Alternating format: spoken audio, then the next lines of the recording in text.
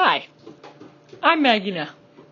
Welcome back to another episode of R.I.P. Reading is Phenomenal podcast. This is episode 8. We're going to continue down the trail of talking about chapter 5. Another theme in chapter 5 is the party politics that Comey had to deal with. How everybody, is just always on one side or the other, and Democrats blaming Republicans, Republicans blaming Democrats, and all that great stuff. So yeah, party politics. And it really starts off with Comey's fight with the Bush administration. So basically, it was alleged that the Bush administration, had illegally disclosed the name of a CIA employee after their husband attacked the administration for the wars going on in Iraq. And as, it was...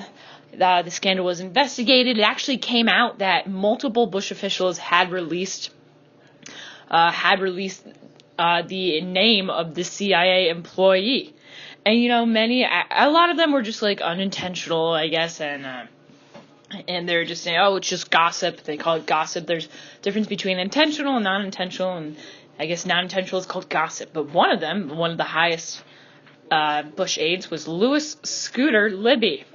And he had actually spoken to multiple reporters about the agent. And when he was being investigated about the CIA agent, he lied to the FBI and he said, "Oh, I was just gossiping. It wasn't purposeful, and I didn't actually want to, disclose the CIA's name on purpose or cause them any harm." But actually, 3 years later, the jury decided that he did lie to the FBI and did mean to intentionally release that name and cause damage to that agent. So, in those 3 years, there was a huge battle going on between the Department of Justice and the Bush administration. So while the Bush administration was fighting to keep faith in in its ability to do what it had to do and in its honor for its senior officials like Libby, Comey had to fight this barricade of them trying to defend themselves. And even President Bush himself would give Comey dirty looks or the cold shoulder. And right then, Comey was seeing, party politics. He would see it again and again bleed through cases in the future. Like when Bill Clinton lied about his affairs with Monica Lewinsky, Republicans bashed him over and over again. They said, oh, it's just, they bashed Bill Clinton over and over again. They said he's immoral, he's putting obstruction of justice. But Democrats said, no, it's not. It's just an affair. This is nobody's business. But now, 6 years later, Democrats saw this lie in the Bush administration to the FBI as an obstruction of justice, and they pushed for it to be prosecuted, while Republicans were like, oh, no, it's just a little bit of gossip. It's no big deal. And, in my opinion, this might be a little bit of a political bias. I think Comey kind of hit the Democrats a little too hard in his comparison there, because if you are comparing, so Bill Clinton had an affair with a young intern, which is not, great morally, and I don't condone cheating on your wife, but compared to Libby, who lied to the FBI and almost endangered a CIA agent's life, I think I feel like that's a little worse, and an obstruction of justice compared to, Bill Clinton, who just couldn't keep it in his pants. And so one could argue that Clinton's morality was impaired, but if you kicked Clinton out of office for cheating, there's a whole lot of politicians you would also have to kick out for cheating. There's a whole lot of mistresses going on in politics.